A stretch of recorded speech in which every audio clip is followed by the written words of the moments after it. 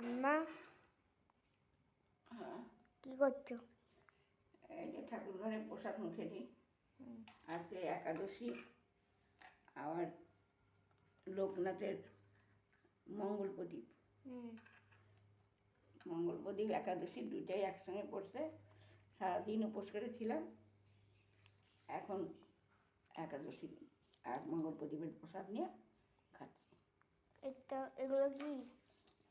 এগুলো শসা, আপেল, সন্দেশ, সাবু।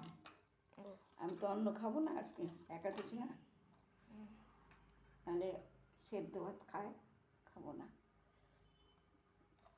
বন্ধুরা, আমি একাদশীর টিটা আর মঙ্গল প্রদীপের একসঙ্গে করলাম।